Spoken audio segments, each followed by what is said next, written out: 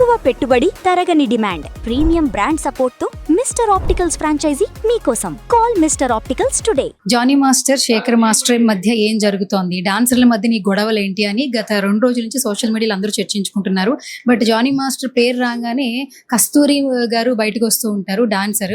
So ఆయనకి Johnny master టైంలో ఎన్నో ఇష్యూస్ వస్తున్న టైంలో కూడా వన్ స్టాండ్ తీసుకుని ప్రతి ఒక్క స్టూడియోకి వెళ్ళి ఏం జరుగుతుందో ఎక్స్ప్లెయిన్ చేస్తుంది. అండ్ ఇక్కడ కూడా ఇప్పుడు మనకి ప్రెస్ మీట్ లో కూడా ఆవిడ కూడా పార్టిసిపేట్ చేస్తారు. అసలు ఏం జరుగుతుందో ఆవిడ మాటలో తెలుసుకుందాం. సో మీరు ఎప్పుడు చూసినా జానీ మాస్టర్ అనగానే ఫస్ట్ ముందు ఉంటున్నారు కాబట్టి, సుమలత గారు అన్న కూడా వెనకాల ఉంటున్నారు కాబట్టి ఈ రోజు ప్రెస్ మీట్ లో కూడా పాల్గొన్నారు. అసలు ఏం జరుగుతుంది, గొడవలు ఏంటి, అసలు డాన్సర్ల మధ్య ఒక్కసారిగా ఈ జరుగుతున్నటువంటి ఈ సంభాషణలు ఏ విధంగా చూడాలి? అంటే యాక్చువల్లీ ఏంటంటే జానీ మాస్టర్కి శేఖర్ మాస్టర్కి వచ్చే గొడవ అయితే కాదు, ఇది మాస్టర్కి గొడవ కాదు.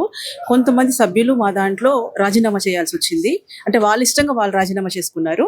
సో అప్పుడు ఏంటంటే ఆ రాజీనామా ఎవరైతే చేశారో దాని గురించి వేరే ఎలక్షన్ పెట్టేసి ఆ పోస్ట్లో కవర్ చేయాలి మిగతా వాళ్ళని అన్న ఇష్యూ తప్పితే ఇక్కడ ఏమీ లేదు. వాళ్ళు ఏంటంటే మళ్ళీ మేము రాజీనామా చేసింది వాళ్ళే, లేదు మేము చేయలేదు ఊరికి అన్నాము, మేమే వచ్చి కూర్చుంటాము, ఇది జరుగుతోంది తప్పితే అక్కడ శేఖర్ మాస్టర్ జానీ మాస్టర్కి ఏమీ లేదు.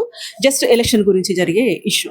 అంటే ఇప్పుడు ఇక్కడ చూస్తే సుమలత గారు ఏకపక్షంగా నిర్ణయాలు తీసుకుంటున్నారని ఒక కంప్లైంట్ చేస్తున్నారు.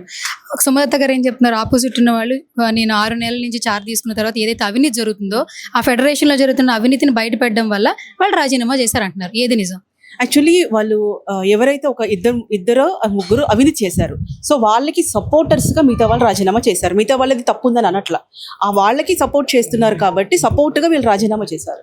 సో దాని గురించి మళ్ళీ ఎలక్షన్ పెడుతున్నారు తప్పితే అక్కడ ఏకపక్షంగా నిర్ణయాలు తీసుకోవాలి అంటే తీసుకుంది అంటే చెప్పాలి కదా. ఏకపక్షంగా ఏం తీసుకుంది, తను చేసిన తప్పేంటి, తను చేసిన మిస్టేక్ ఏంటి, మిస్టేక్ చెప్తే అందరూ అడుగుతారు కదా, నేనే అడుగుతాను సరే ఎందుకు వచ్చింది ప్రాబ్లం ఏంటి అని. మిస్టేక్ లేకుండా వీళ్ళు ఏకపక్షంగా తీసుకుంటున్నారు. ఎవరో చెప్తే వినడము, ఎవరో చెప్తే మాట్లాడడము, వాళ్ళు ఏకపక్షంగా తీసుకుంటున్నారు కానీ ఇక్కడ మా ప్రెసిడెంట్ గారు అయితే తీసుకోవట్లేదు.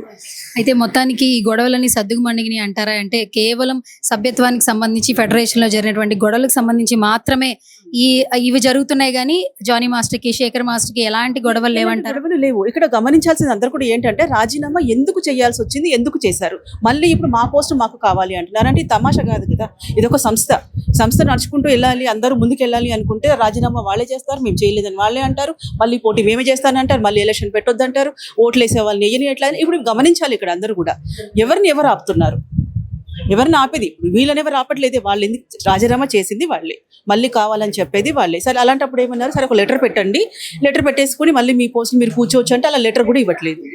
ఏది వాళ్ళు చేయకుండా వీళ్ళు చేసే పనులకు అడ్డు కల్పిస్తున్నారు తప్పితే అక్కడ వేరే ఇంకొకటి లేదు. మరి నిన్న సోషల్ మీడియా చూస్తే ఈ బిల్డింగ్ మొత్తం పైనుంచి కింద దాకా అందరూ గొడవ పడ్డము, ఒకరికొకరు అరుచుకోవడం గట్టిగా, ఇవన్నీ చూస్తుంటే ఏదో జరుగుతుంది అని చెప్పి బయట చాలా రకాలుగా మాట్లాడేసుకుంటున్నారు. ఇన్ని రోజులు వచ్చిన ఫేమ్ కూడా ప్రతి ఒక్కరు మాట్లాడుకునేలాగా వచ్చింది. లేదు, శేఖర్ మాస్టర్ విషయంలో నిన్న అంటే శేఖర్ మాస్టర్ గురించి నాకు ఇంకా బాగా తెలుసు, అందరికంటే కూడా నాకు శేఖర్ మాస్టర్ గురించి తెలుసు. సో అతనికి ఏంటంటే తను మిస్గైడ్ చేస్తున్నారు. తనని ఏంటంటే తనకి ప్రాబ్లం అసలు ఏమైంది ఏంటి పిన్ టు పిన్ స్టార్టింగ్ నుంచి ఎండింగ్ వరకు తనకి తెలియకపోవడం వల్ల ఏదో జరిగిపోతుంది, ఫెడరేషన్ వాళ్ళని మాకు ఫెడరేషన్ లేకపోతే ఇబ్బంది అవుతుంది, ఫెడరేషన్ ఆధ్వర్యంలో జరగాలి అని తను ఫైట్ చేశాడు తప్పితే వీళ్ళు కరెక్ట్, వీళ్ళు మోసం చేయలేదు, వీళ్ళు తప్పు చేయలేదు అని ఫైట్ చేయాల. ఫెడరేషన్ వాళ్ళు ఉంటే వాళ్ళ ఆధ్వర్యంలో ఉంటే ఎప్పుడు అలాగే వెళ్ళాం కదా, అలాగే వెళ్తే బాగుంటుంది అని తన వాదన. అయితే ఇప్పుడు ఈ ప్రెస్ మీట్ సంబంధించి ఏం క్లారిటీ వచ్చిందని మీరు అనుకుంటున్నారు? నిన్న ఏదైతే అపోహలు వచ్చాయో అందరిలో, వాళ్ళు కొట్టుకున్నారు, వాళ్ళంటే వాళ్ళకి పడట్లేదు, ఇవన్నీ కాకుండా క్లారిటీగా అసలు యూనియన్లో ఏం జరిగింది, ఎందుకు వాళ్ళు రాజీనామా చేశారు, ఎందుకు బై ఎలక్షన్ పెడుతున్నారు, సీక్రెట్ ఎలక్షన్ ఎందుకు జరిగింది అనేది అందరికీ క్లారిటీ వచ్చిందని నేను అనుకుంటున్నాను.